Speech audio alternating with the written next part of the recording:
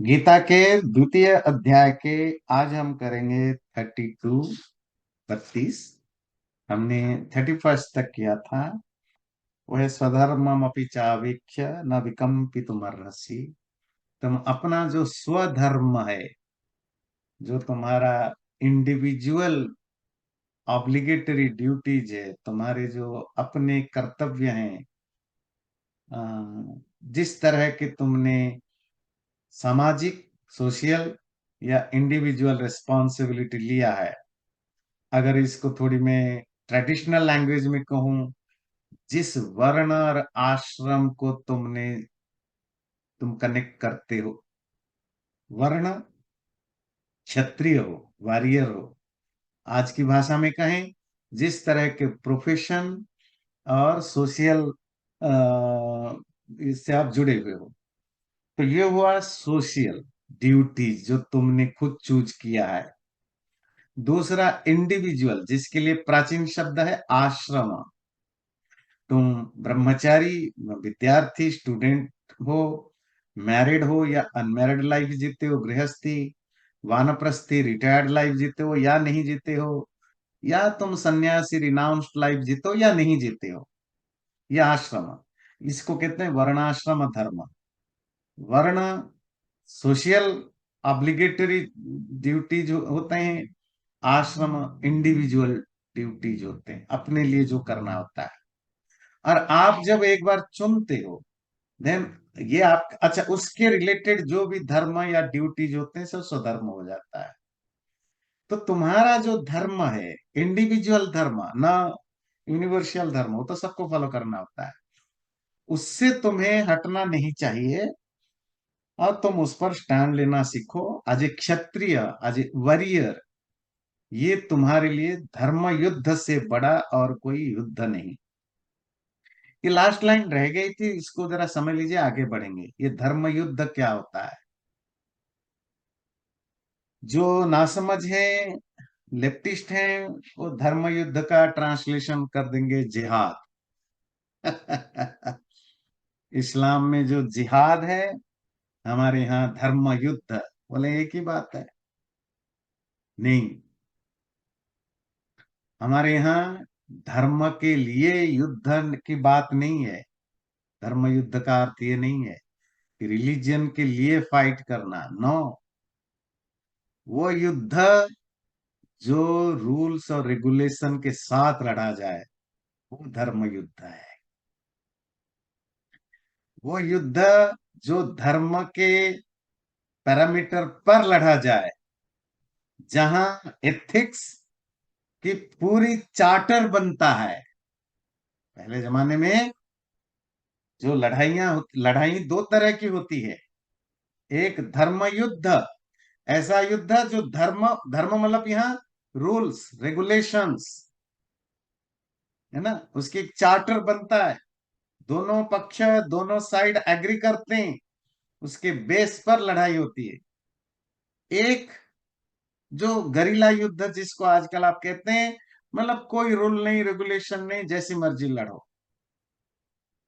तो हमारे यहाँ प्राचीन भारत में, प्राचीन भारत क्या, मिडिवल एज तक, इवन आज भी मॉडर्न इंडिया की जो आर्मी है उसमें भी ये एथिक्स अभी भी इनकलकेट किया गया है कि आप लड़ाई लड़ते समय धर्म का पालन करेंगे।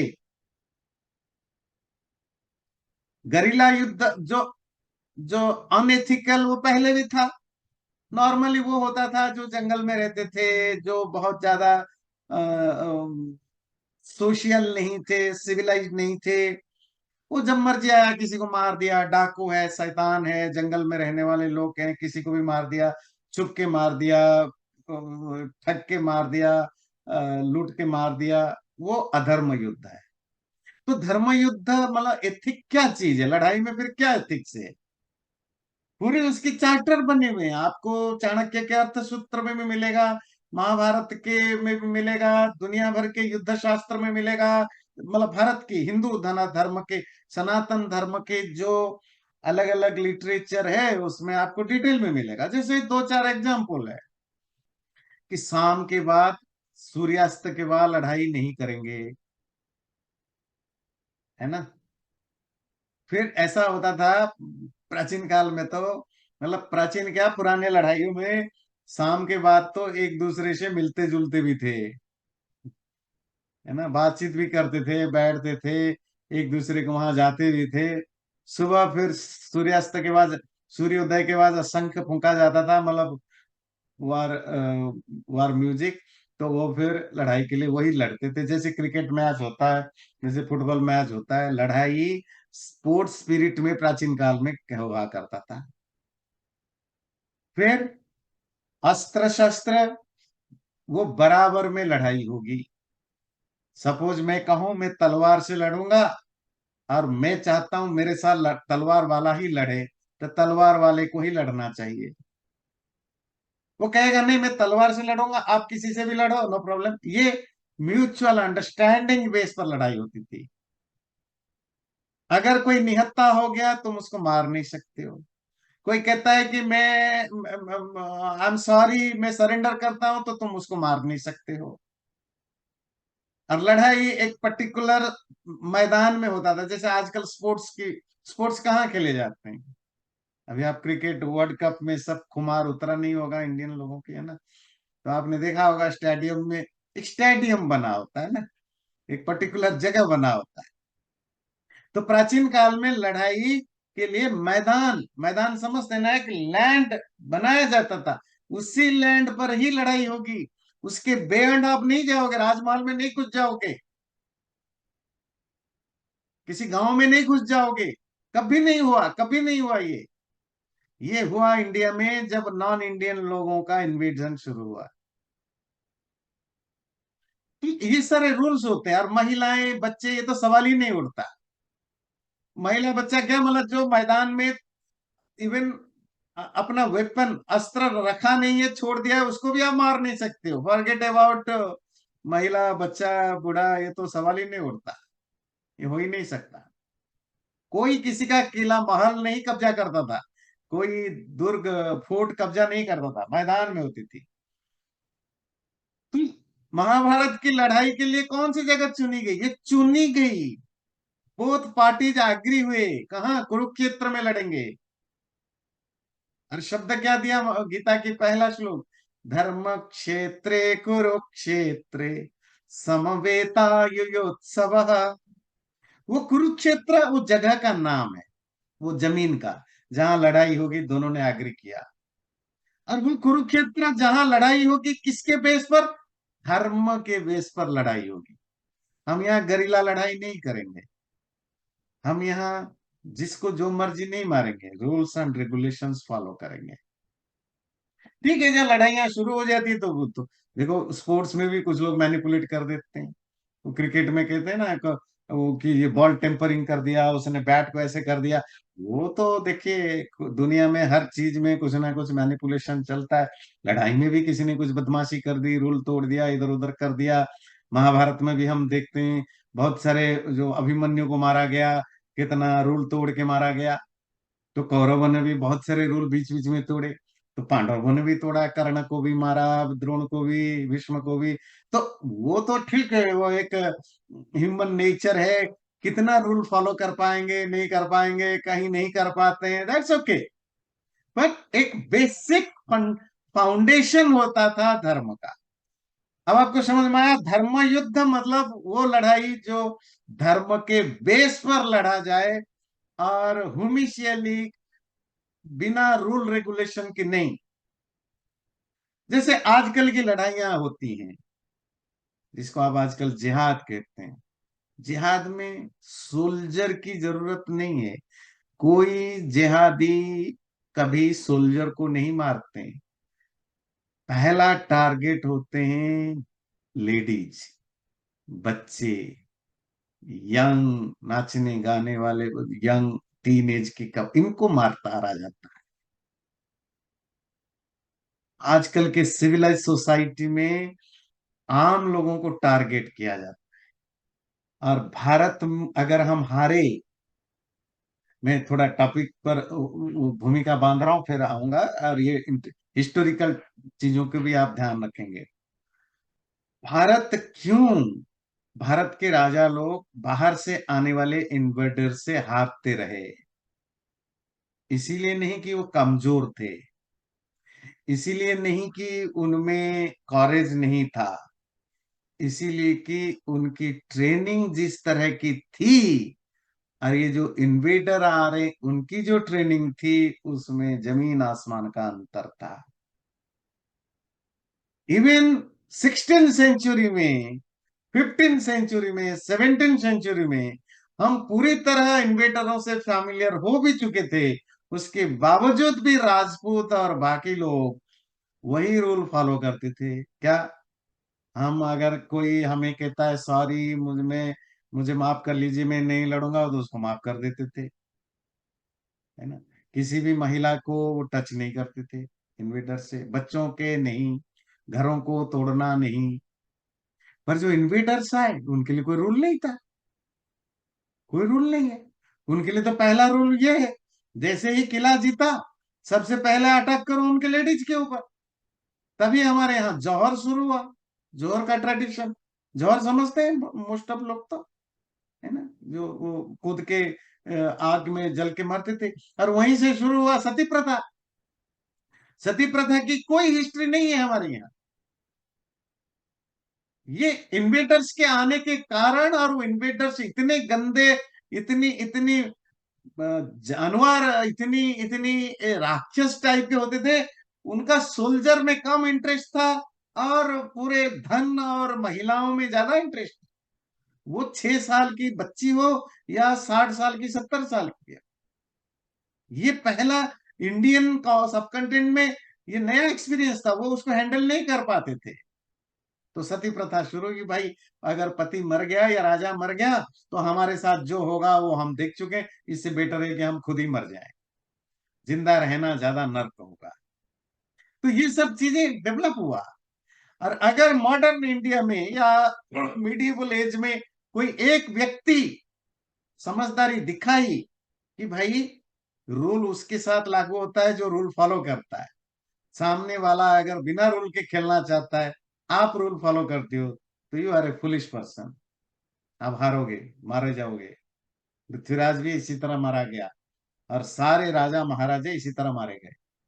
तो जो मॉडर्न एज में अगर किसी ने इस थ्योरी को चेंज किया, कृष्ण और चाणक्य के बाद, चाणक्य भी इस तरह के थे कि नहीं, ये नहीं चलेगा, टिट फॉर टैट। अगर तुम प्यार से लड़ो, हम प्यार से लड़ेंगे। धर्म से लड़ो, हम धर्म से लड़ेंगे। तुम छुपा के मारोगे, हम भी छुपा के मारेंगे। तुम्हारे हिसाब से हम चलेंगे। पर ये रेयरली मिलते हैं। कृष्ण ने महाभारत में यही स्ट्रेटेजी अपनाई। रूल रूल है, तुम जब तक रूल पर हो, हम रूल पर है।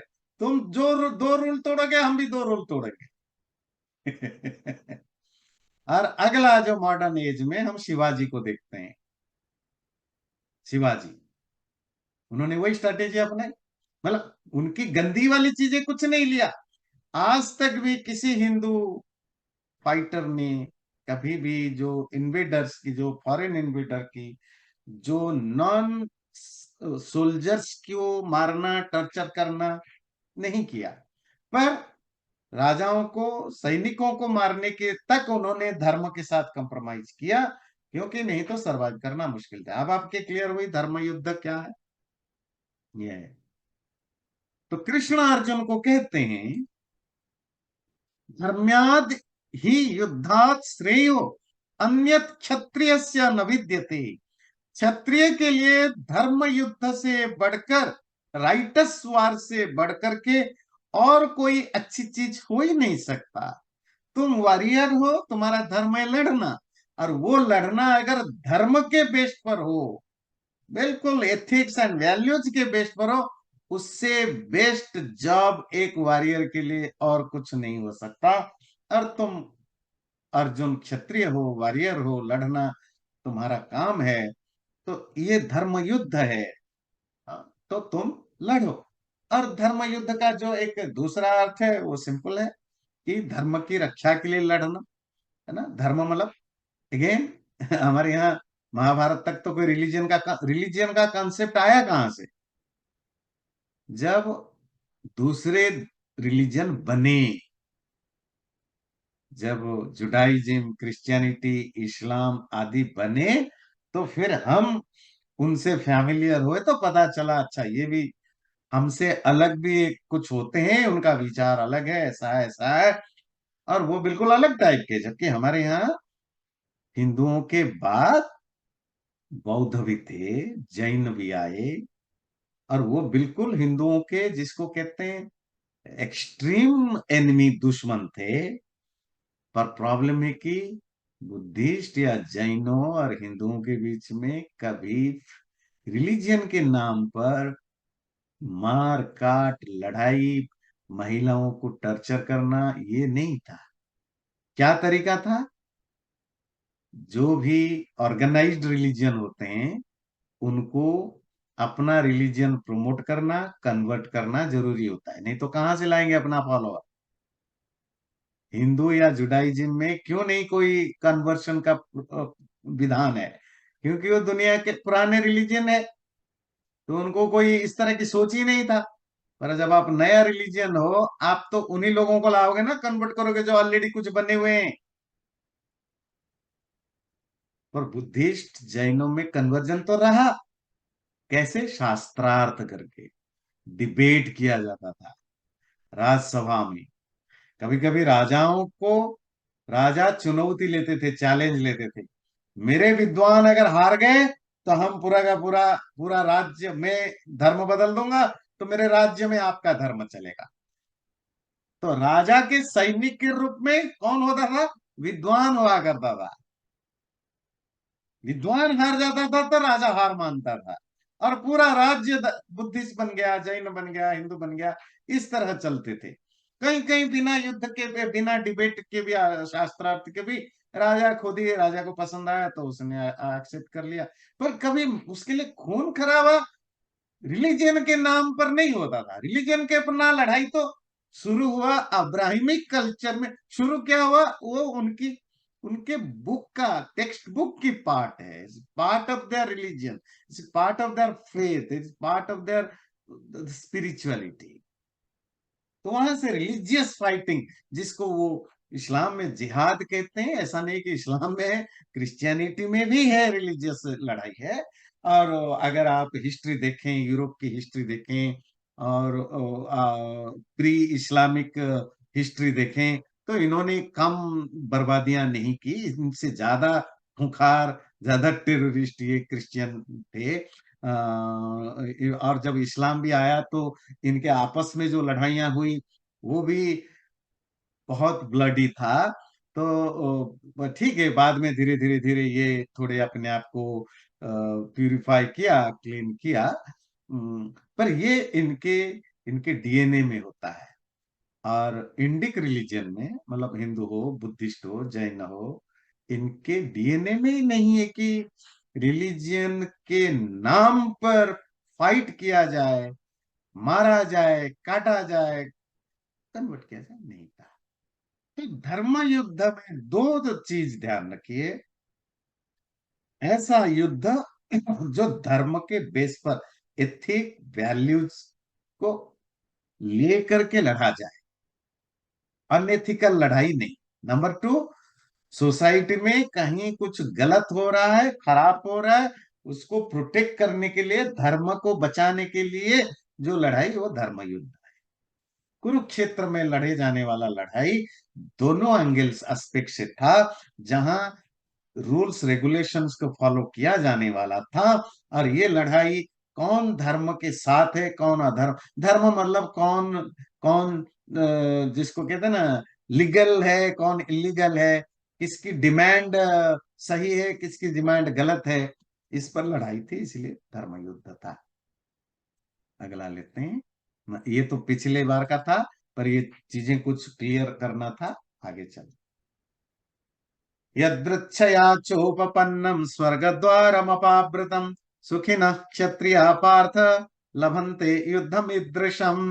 हे अर्जुन, पार्थ है ना, पृथा का बेटा पार्थ, पृथा कुंती को कहते हैं।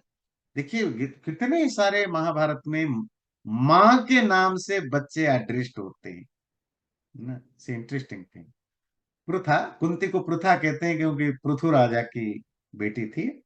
तो हे पार्थ, पृथा किया बेटा अर्जुन, यदृच्छया चोपपन्नम स्वर्ग द्वारम उपवृतम।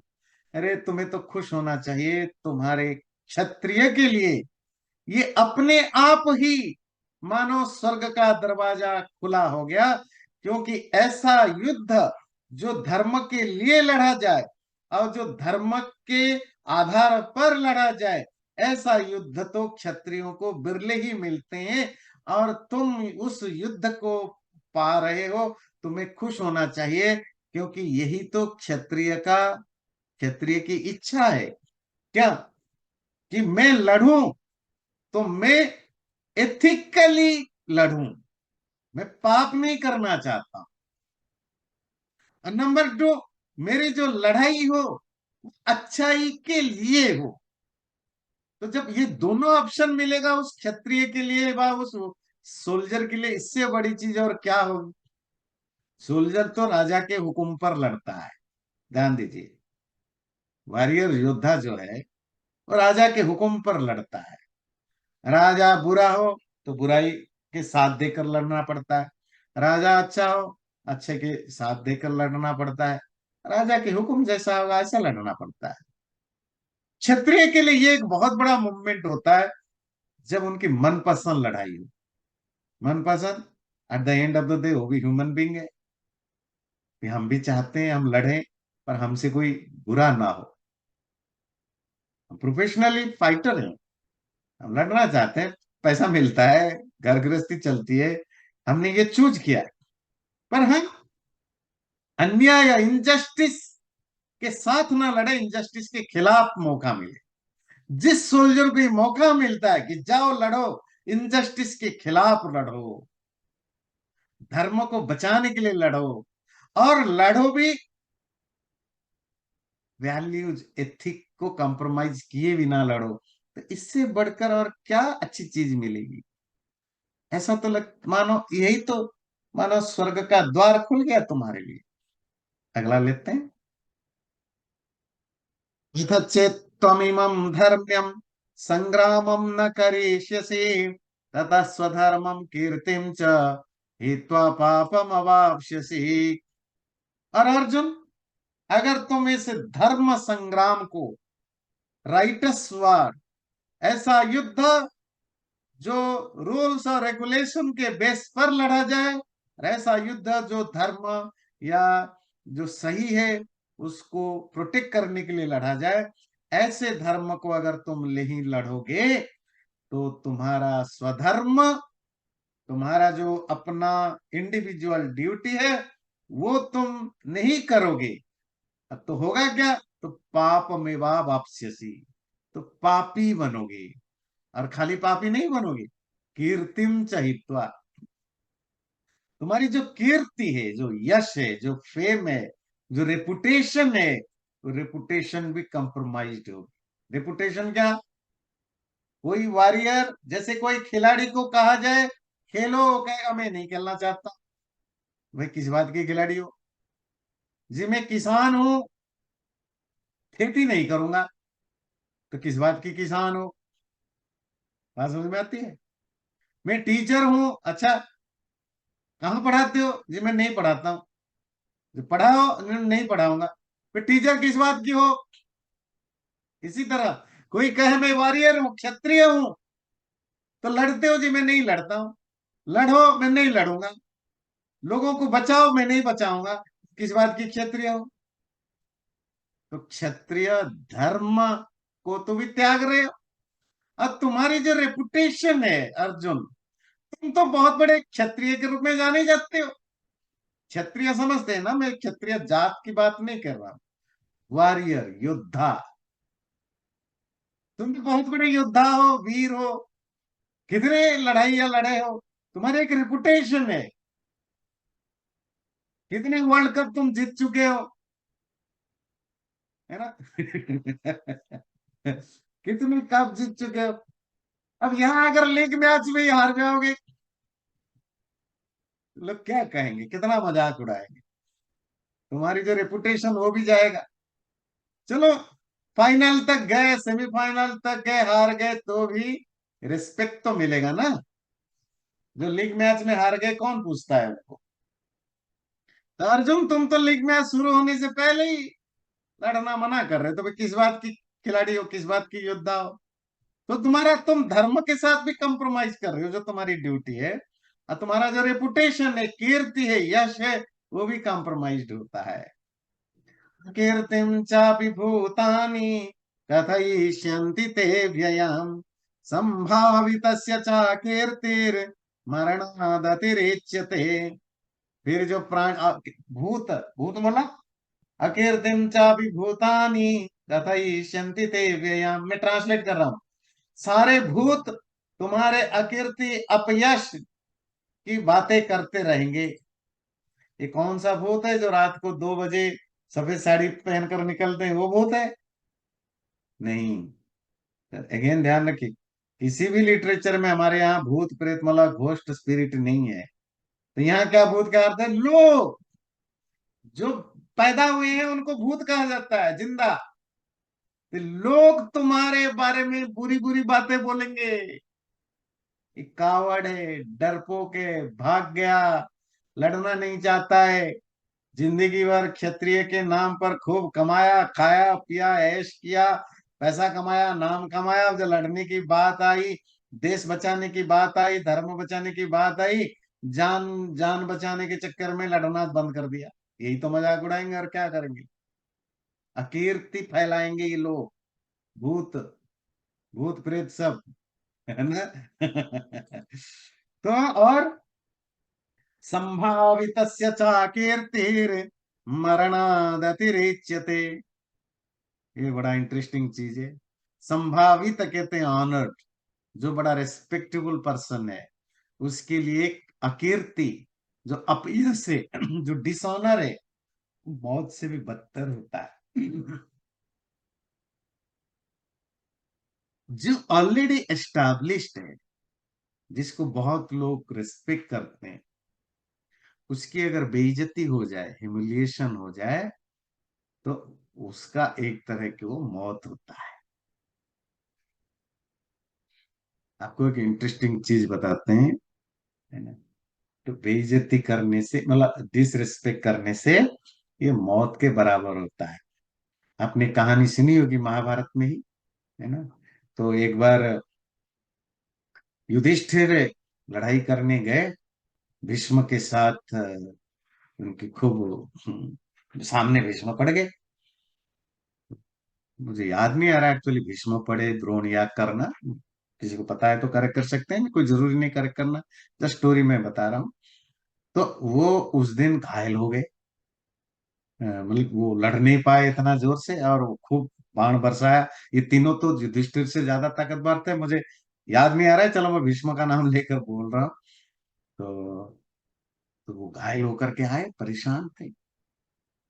जब अर्जुन लड़ाई, दिन में लड़ाई के बाद जब अर्जुन शाम को आए, तो युधिष्ठिर ये एक्सपेक्ट कर रहे थे कि वो अभी भीष्म को मार के आया होगा, क्योंकि कल मैंने बताया था कि भीष्म ने मेरे साथ ऐसे ऐसे बिहेव किया।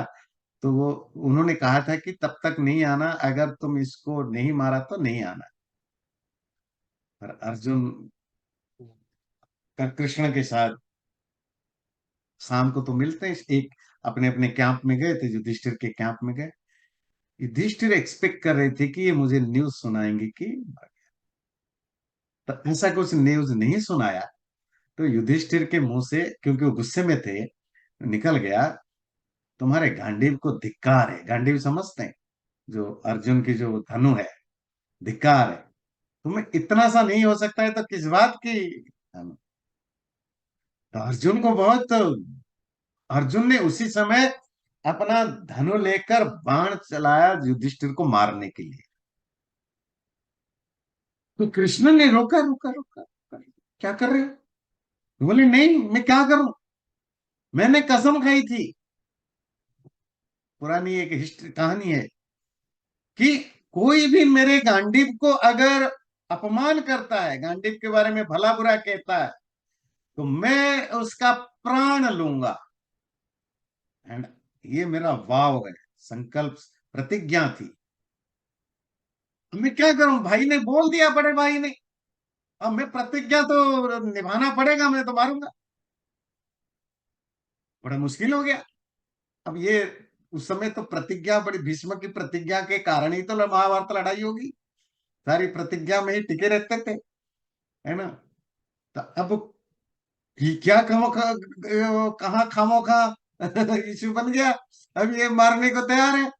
तो कृष्ण ने बोला, अच्छा ठीक है, रुको रुको, एक काम करो, तुम्हें मारना है ना जिसने गांडीव का अपमान की जी है।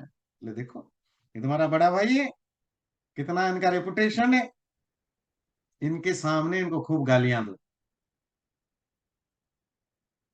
तो फिर उन्होंने सुना धर्मशास्त्र के नियम, कि जो अपने से बड़े होते हैं, माता पिता, बड़े गुरुजन, रिस्पेक्टेड पर्सन, जब आप उनके सामने उनको गालियां देते हो, डिसरेस्पेक्ट करते हो, वो उनका मौत होता है।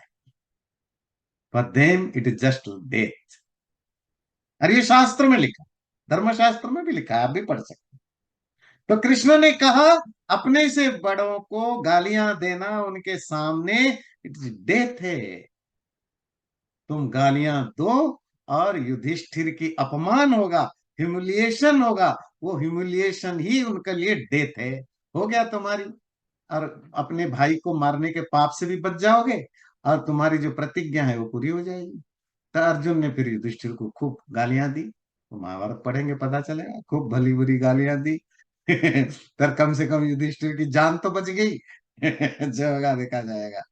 तो ये मेरा मतलब है कि ये ट्रेडिशन रहा है हमारे यहाँ, कि बड़े अगर बहुत बड़ी गलती करते हैं, उनको सजा देना पड़े, उनको ह्यूमिलिएट कर लेना ही उनकी डेथ के बराबर है। ध्यान रखिए। हे अर्जुन, तुम्हारे जैसा दिस, तुम्हारे जैसे स्टैचर का व्यक्ति, तुम्हारा जो रेपुटेशन है, जितना बड़ा व्यक्ति हो, तुम्हारे बारे में जब सारी दुनिया ऐसी गंदी गंदी गालियां देंगे, कायर है, कावड़ है, भाग गया, खा पी करके यश कर रहा था क्षत्रिय के नाम पर, जो लड़ाई की बारी आई भाग गया, जो धर्म को बचाना था भाग गया, तो ये तुम्हारे लिए जो अपमान है, मौत के बराबर है। भया त्रणादुपरतम मन्स्यन्ते त्वां महारथः, येषां च त्वं बहुमतो भूत्वा यास्यसि लाघवम्। और लोग क्या कहेंगे? लोग कहेंगे, देखो, ये इतना बड़ा महारथी, इतना बड़ा वॉरियर योद्धा, भयात डर के मारे रणात लड़ाई से उपरतम भाग गया, ऐसा मनशिंते, ऐसा लोग तुम्हारे बारे में बोलेंगे। ये शाम चत्वम बहुमतो भूत्वा यास्यसि लाघवम, जिनके लिए तुम बहुमत हो। बहुमत मतलब हिंदी वाला पॉलिटिकली बहुमत नहीं, कि जिसकी बहुमत उसकी सरकार। मान धातु है, उसी से मत बना, बहुत माना हुआ हो, एक्सट्रीमली, है ना, रिस्पेक्टेड हो, बहुत ज्यादा अडोरेबल, रिस्पेक्टेबल को बहुमत कहते हैं। तो जो लोग तुम्हें अपना आइडियल मानते हैं, जो लोग तुम्हें बहुत रिस्पेक्ट करते हैं, वही लोग तुम्हारे बारे में ऐसी बुराइयां करेंगे। अरे देखो, इसको क्या समझाना, फिर क्या निकला, डरपोक कायर। तो ऐसे, जबकि तुम ऐसा नहीं हो, तुम इस कारण से लड़ाई छोड़ना नहीं चाहते हो, पर पब्लिक परसेप्शन तो पब्लिक परसेप्शन है, उसको कोई चेंज नहीं कर सकता। पब्लिक का मुंह किसी ने बंद किया है आज तक? हमारे एक गुरुजी थे, तो वो हमेशा एक चीज सबको बोलते थे, कि देखो, अच्छा होना जरूरी है, पर उससे ज्यादा भी जरूरी है कि अच्छा हो ऐसा दिखना। चोरी ना करना जरूरी है,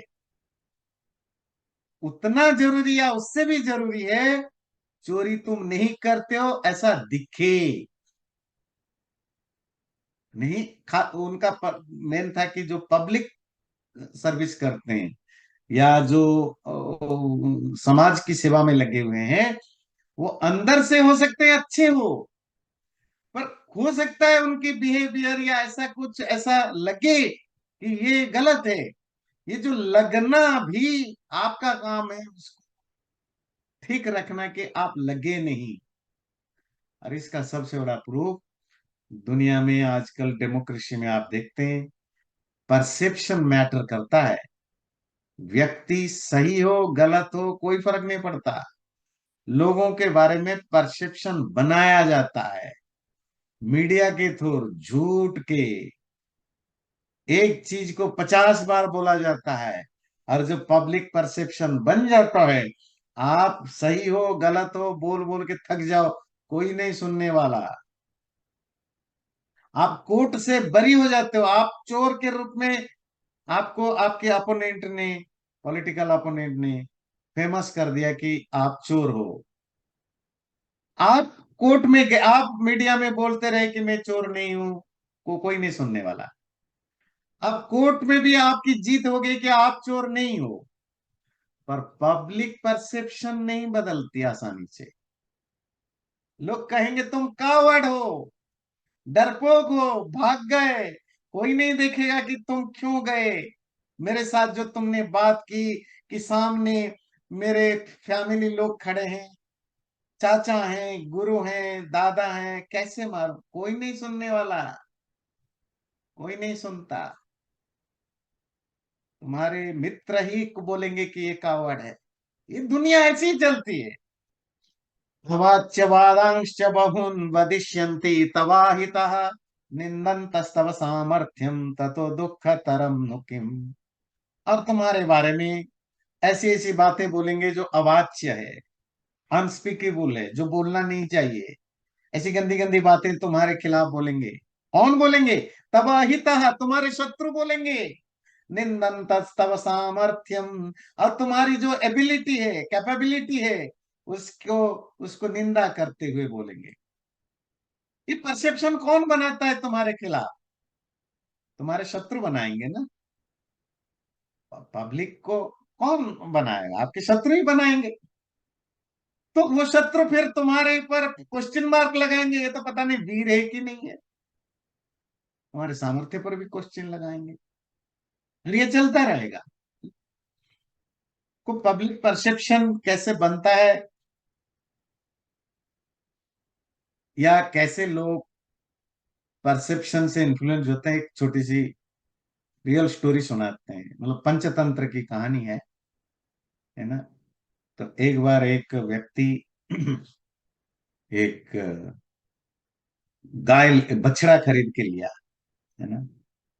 बछड़ा घर में दूध की गरीब है बेचारा, तो वो पैसा पैसा जोड़ करके एक बछड़ा खरीदा, बाजार गया, एक बछड़ा अच्छा सा खरीदा, लेकर गया कि गाय बनेगी, इसकी दूध होगा, बच्चे को पिलाएंगे, ये लेकर गया। तो चार पांच लोग आगे देखा कि बड़ा खूबसूरत हट्टा कट्टा बछड़ा है, तो इसको लेना है, चोर थे, कैसे लें। तो उन्होंने स्ट्रैटेजी बनाई। तो वो व्यक्ति जा रहा है, तो वो अलग अलग जगह सब खड़े हो गए। तो थोड़ी देर जाने के बाद एक आदमी वो रास्ते में बैठा हुआ था, उसने बोला, अरे ये बकरी लेकर कहाँ जा रहे हो? मैंने बोला, मुफ्त?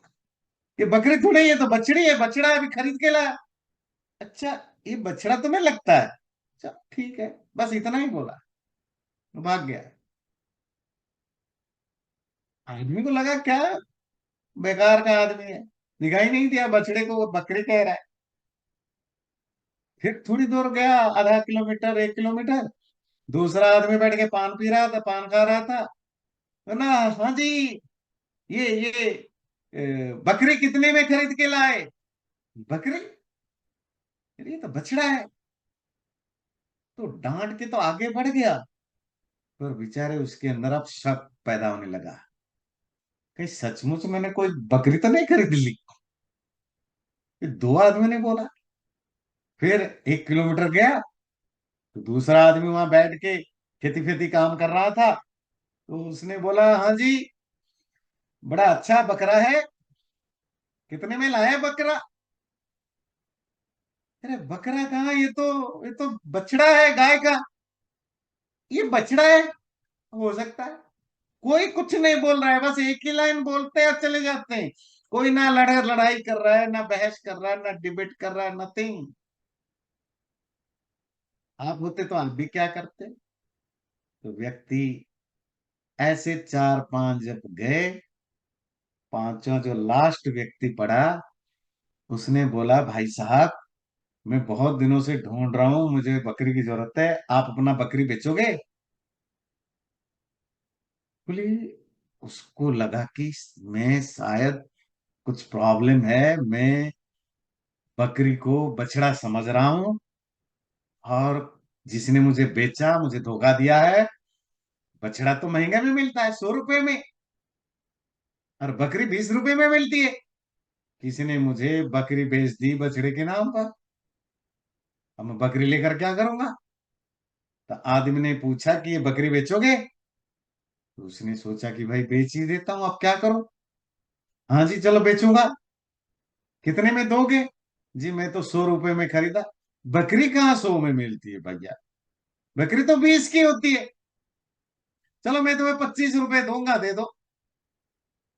आदमी ने सोचा, अब बछड़े के नाम पर तो 100 खर्च किया था, चलो 25 तो दे रहा है, 5 रुपए तो ज्यादा दे रहा है, चलो जाने दो भाई, लो। उसने बछड़े को बकरी के नाम पर बेच दिया। 25 रुपए लेकर बोला, खुश होकर के, चलो 25 रुपए तो कम से कम मिल गए। व्यक्ति खुश होकर गया। हमारे आपके लाइफ में भी यही है। लोग क्या बोलते हैं उसके हिसाब से हम अपने आप को भी जज कर देते हैं, अपनी फैमिली मेंबर को भी जज करते हैं। पॉलिटिक्स पॉलिटिक्स में तो ये बहुत ही नेचुरल है। कितना भी सही हो गलत हो, उसको प्रोट्रे करना होता है, अच्छा या बुरा। और वार में तो ये बिल्कुल बिलियंस ऑफ डॉलर खर्च किया जाता है जब लड़ाई की होती है, बस परसेप्शन क्रिएट किया जाए। तो तुम अच्छा हो तो किसको फर्क पड़ता है, बछड़ा हो तो किसको फर्क पड़ता है। दुनिया तो बकरी बुलाएगी, तो बकरी बुलाएगी तो तुम भी एक दिन कहोगे जी हाँ ये बकरी है। आपको कोई 50 लोग घूम अलग अलग जगह पर बोले कि तुम मूर्ख हो, मूर्ख हो, मूर्ख हो, तुम कितना भी दुनिया का सबसे बड़ा टैलेंटेड हो, तुम अपने आप को मूर्ख ही समझोगे। चलो, अगला लेते हैं। हतो वा प्राप्स्यसे स्वर्गम, जित्वा वा भोक्ष्यसे महिम, तस्मादुत्तिष्ठ कौन्तेय, युद्धाय कृत निश्चयः। तो हे अर्जुन, जो योद्धा होता है, जो वीर होता है, जो लड़ाई करता है, वो अगर लड़ाई में मारा जाता है, हतः किल्ड, तो स्वर्ग पाता है। और अगर तुम लड़ाई में जीत गए तो धरती को भोगोगे। इसीलिए उत्तिष्ठ, खड़े हो जाओ, हे कुंती का पुत्र अर्जुन। अगेन देखिए मां का आया, हे कुंती पुत्र अर्जुन, युद्ध के लिए निश्चय कर, डिटरमाइंड होकर के खड़े हो जाओ। ये भी यूनिवर्सल चीजें हैं क्या? दुनिया के हर आर्मी में, ध्यान दीजिए, दुनिया की हर आर्मी में ये ट्रेनिंग आज भी होती है, आज भी होती है। अगर ये ट्रेनिंग ना हो ना, क्या ट्रेनिंग, अगर लड़ाई में लड़ते लड़ते मर गए तो वीर गति को प्राप्त होगे, स्वर्ग मिलेगा। और अगर पीछे तुम्हारे बैक में अगर गोली लगी या बाण लगा तो तुम नरक में जाओगे, सीने में गोली खाना होता है। आज भी ट्रेनिंग होती है। क्यों? क्योंकि आपको मोटिवेट करना होता है ना। भाई मरना कोई आसान काम है क्या? आप पैसा लेते हो मरने के लिए और मारने के लिए, और आपको लोग चाहिए कि अपने देश की प्रोटेक्शन के लिए, धर्म की प्रोटेक्शन के लिए, किसी भी चीज को प्रोटेक्ट करने के लिए आपको सोल्जर या सैनिकों की जरूरत है। सैनिक का काम है लड़ाई करना। लड़ाई में 1 मिनट में आप मर सकते हो, दूसरे को मार सकते हो। और मरना और मारना दोनों आसान चीज नहीं है। तो आप उसको इतना ज्यादा मेंटली प्रिपेयर तो करोगे ना। इट्स नॉट द स्किल और फिजिकल स्किल, स्किल या फिजिकल फिटनेस। जितना स्किल और फिटनेस मैटर करता है लड़ाई में, उससे ज्यादा मैटर करता है आप इमोशनली इन्वॉल्व हो लड़ाई में। इमोशनली लड़ाई में इन्वॉल्व होने के लिए क्या सिखाया जाता है? देशभक्ति। इसलिए हर सोल्जर अपने देश के लिए आम लोगों के कंपैरिजन 100 गुना 1000 गुना ज्यादा अपने देश को बहुत बड़ा मानता है, क्योंकि वो ट्रेनिंग होती है पेट्रोटिज्म की। देश, उसके लिए देश सबसे आगे होता है। ये उनके अंदर ट्रेनिंग होती है। इसी तरह लड़ाई में मरना, दुश्मनों को मारना, इससे तुम्हें स्वर्ग मिलता है। अगर तुम बैक करते हो, भागते हो, छुपते हो, तो तुम्हें नर्क भी जाओगे, और इस जीवन में भी बदनामी होगी और अगले जीवन भी खराब होगा। आर्मी में, दुनिया के हर आर्मी में रिलीजियस, हर रिलीजन के लोग होते हैं जो प्रीस्ट होते हैं।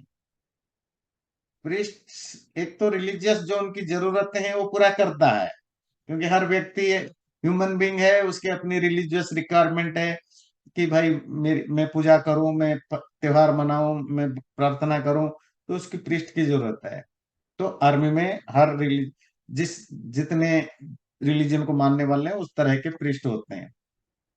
और भी एक काम होता है प्रीस्ट का, प्रीचर का, रिलीजियस प्रीस्ट या प्रीचर को, वो अपने टेक्स्ट और स्क्रिप्चरल एविडेंस के साथ सोल्जर को ये मोटिवेट कराए कि इस लड़ाई में मरना या मारना कैसे पुण्य की बात होती है, और हार जाना भी चलेगा, पर अगर ना लड़ना, भाग जाना कितना पाप या सीन होता है।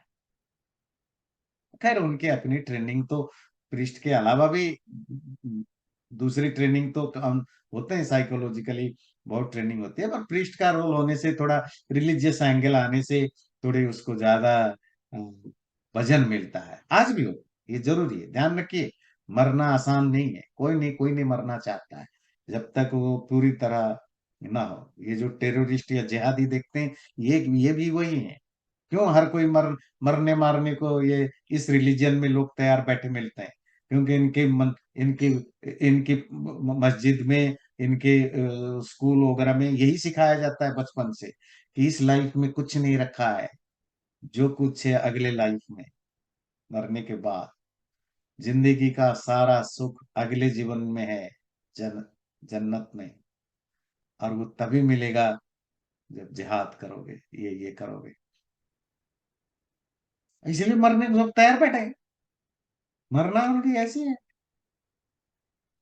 मेंटली प्रिपेयर करना पड़ता। तो ये यूनिवर्सल है, क्योंकि आपको सैनिक चाहिए ना। हतोवा प्राप्स्यसि स्वर्गम, मारे गए तो स्वर्ग मिलेगा। जित्वा वा भोक्ष्य से महिम, जीते तो धरती भोगोगे ही भोगोगे। पेंशन मिलेगा और भी सुविधाएं मिलेंगी, बोनस मिलेगा, राजा को तो राज करना होगा। और यहाँ तो अर्जुन खुद राजा भी है, सैनिक में राजा तो नहीं, पर ऑलमोस्ट राजा ही है। सुख दुखे समे कृत्वा, लाभा लाभो जया जयौ, ततो युद्धाय युज्यस्व, नैवं पापमवाप्स्यसि। इसलिए है अर्जुन, सुख और दुख, प्लेजर एंड पेन, इनको एक जैसा समझ के, लाभ और अलाभ, गेन एंड लॉस, हानि और लाभ, जय and Ajay, victory and defeat, हारना और जीतना, इन इन सब चीज को समान समझो। इसमें अपने आप को इन्फ्लुएंस्ड होने मत देना। बस अपनी ड्यूटी समझ के लड़ो, युद्ध के लिए तैयार हो, तुम्हें कोई पाप नहीं लगेगा। इस मैसेज को, लड़ाई वाला शब्द हटा दीजिए, अपने लाइफ में जोड़ दीजिए।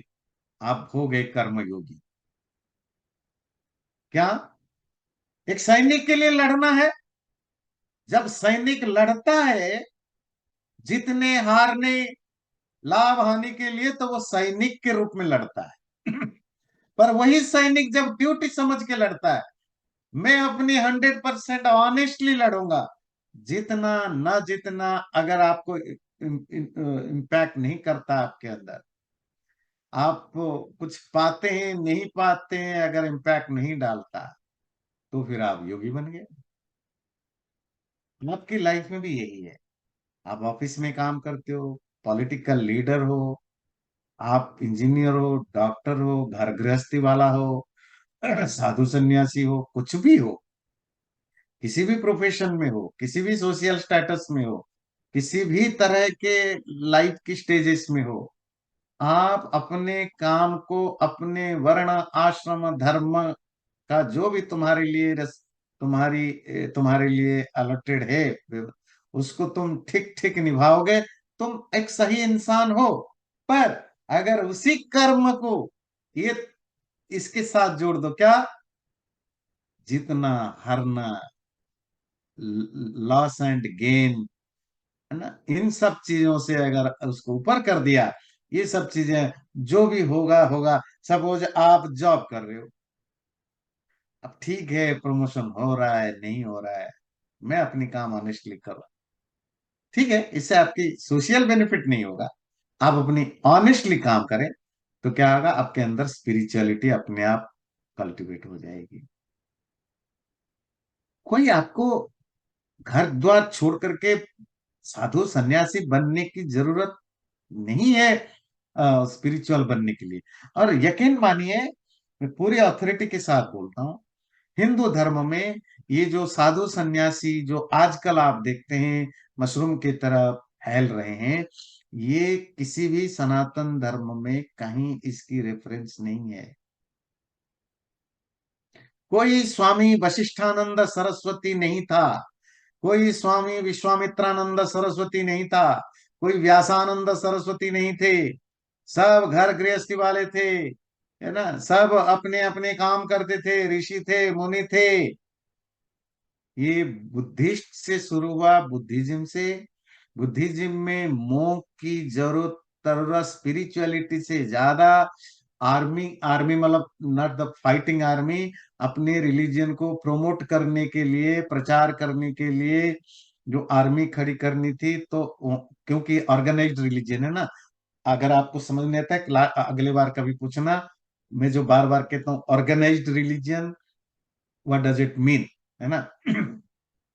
जो सत्यार्थ प्रकाश क्लास में आते हैं वो तो हमने बहुत, उसमें बहुत चीजें इस तरह के कंटेम्पररी चीजों को डिटेल में डिस्कस करते हैं। तो ऑर्गेनाइज्ड रिलीजियन का मतलब एक रिलीजियन जिसको किसी ने बनाया, एक ऑर्गेनाइजेशन बनाया जाता है, उस ऑर्गेनाइजेशन के द्वारा उसको चलाया जाता है, उसको प्रोमोट किया जाता है, लोगों को कन्वर्ट किया जाता है, उसके लिए एक प्रॉपर मेथोडोलॉजी एस्टेब्लिश किया जाता है कि इस रिलीजन को ज्यादा से ज्यादा लोग फॉलो करें। तो दुनिया में अगर सबसे पहला कोई ऑर्गेनाइज्ड रिलीजन है, बुद्धिज्म था। हाँ, वो वायलेंट नहीं था जो अब्राहमिक रिलीजन में दिखता है, ऐसा नहीं था, पर वो प्रमोशन बेस्ड था। तो उन्होंने मोंक बनाया, मठ बनाया। हमारे यहाँ मठ शब्द ही नहीं है संस्कृत में, पुराने संस्कृत में। और आश्रम जो आजकल बोलते हैं, आश्रम हमारे यहाँ कभी भी इस अर्थ में नहीं था। गुरुकुल होते थे, उनको ऋषियों का आश्रम होता था। पर ऋषियों के आश्रम, ऋषि मैरिड भी होते थे मोस्टली। ये जो भगवा पहनना, स्वामी अमुकानंद, ये तो शंकराचार्य ने स्टार्ट किया, पहली बात है। वो भी बुद्धिस्ट से इन्फ्लुएंस होकर के किया। और आज तो मशरूम की तरह हर कोई है ना बाबा बन जाता है, स्पिरिचुअल बनना है। इसकी जरूरत नहीं है। आप अपने लाइफ में कहीं भी हो, कुछ भी कर रहे हो, बस अपने आप को थोड़ी मॉडिफाई करना है, मेंटल मॉडिफिकेशन, फिजिकल भी जरूरत नहीं है। जनक राजा थे, पर बड़े बड़े ऋषि मुनियों से ज्यादा रिस्पेक्टेड थे। आप वेदांत में पढ़ते हैं, बृहदारण्यक उपनिषद में अजात शत्रु राजा था। कितनी ऋषि मुनि वो को वो ज्ञान देता था। वो खुद ज्ञान दे, ऋषि मुनि उसके पास ज्ञान लेने आते थे। हजारों राजाओं की कहानियां है, सैनिकों की कहानियां है, घर घर घरेलू महिलाओं की कहानी है, महाभारत में भी है। कभी सुना होगा, आज तो टाइम हो गया है। जो बड़े बड़े ऋषि मुनियों से भी कम नहीं हुआ करते थे। तो व्यक्ति चाहे अपनी डे टू डे लाइफ के अपनी जो ऑब्लिगेटरी ड्यूटीज है उसको निभाते हुए भी धार्मिक सन्यासी हो सकता है। तो यही रखते हैं। इसी तरह अर्जुन को भी उन्होंने कहा, तुम अपने काम करते हुए भी जय पराजय के ऊपर उठ जाओगे तो कोई पाप नहीं लगेगा। तो मैं प्रार्थना करता हूँ, फिर आप जो भी क्वेश्चन हो या पूछें। सर्वे भवन्तु सुखिनः, सर्वे सन्तु निरामयाः, सर्वे भद्राणि पश्यन्तु, मा कश्चित् दुःखभाग् भवेत्। ओम शांति शांति शांति। नमस्ते। तो अगर किसी को कुछ पूछना है, कमेंट करना है, कर सकते हैं। चैनल को सब्सक्राइब जरूर करें और वीडियो अच्छा लगे लाइक भी जरूर करें।